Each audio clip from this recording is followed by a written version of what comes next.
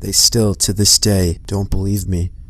Even my friends don't mention anything paranormal around me. I've become obsessed with it. I've been called confused, a liar, but every time I tell somebody about it, I forget more and more. I don't know why. Maybe it was because I was only 8. I don't trust Disney anymore. It was Saturday afternoon.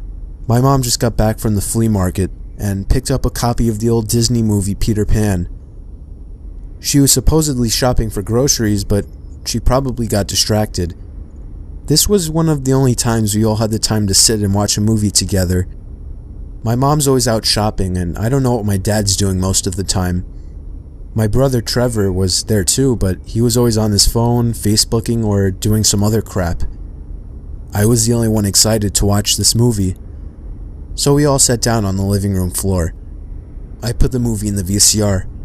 The screen was a little fuzzy, but then the previews started rolling. It was just some old Disney movie previews, but then something a little peculiar happened. On the title screen, it had the roof of the house like in the original movie, but Wendy, John, Peter, and the dog were sleeping on the roof in the air.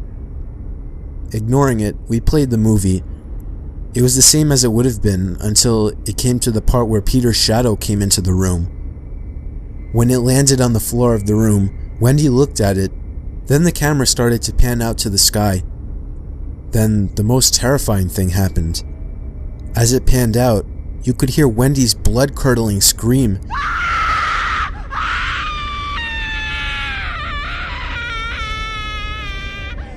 My dad, panicking, went to the VCR and took out the tape as soon as it went wrong.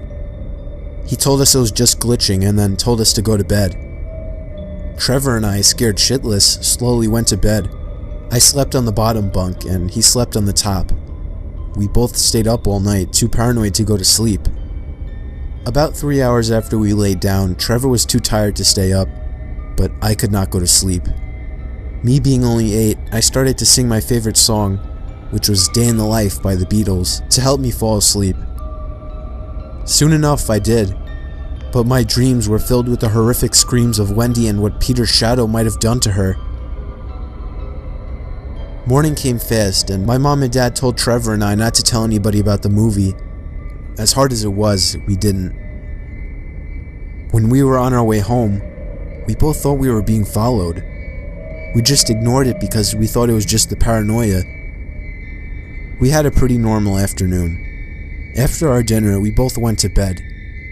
Being not as paranoid or scared as I was yesterday, we were both able to get some sleep.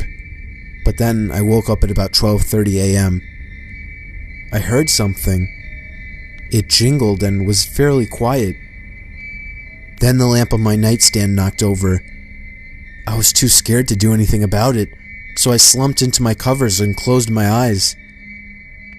After about 30 minutes, I looked up at the underside of the top bunk to see Peter Pan's shadow right there, watching me. I ran from my bed as fast as I could to my parents' bedroom.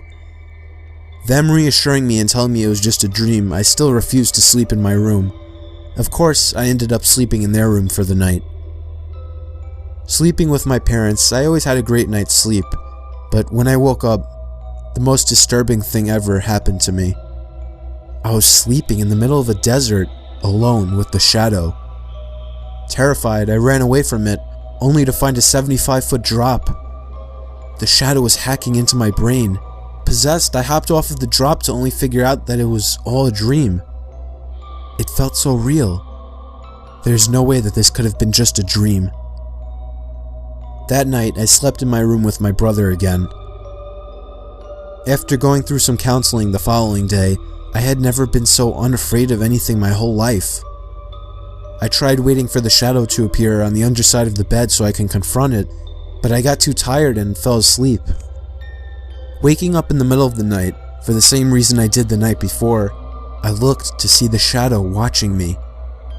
I then reached out to where the knife on the shadow would be. I got a migraine and stopped. I looked at the head of the shadow and stared.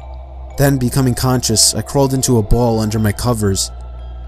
I started singing A Day in the Life to calm me down and forget everything that had to do with this nightmare. Then, I noticed I wasn't the one singing it. Trevor started screaming, and I ran out of my bunk and turned on the light. Trevor crying, I looked at the underside of the top bunk to see a red piece of paper crumpled up in a ball. I opened it. 13.5/6 is what it said in curly letters. I don't know what this monster wanted, but it got it. Because Trevor was never able to speak again.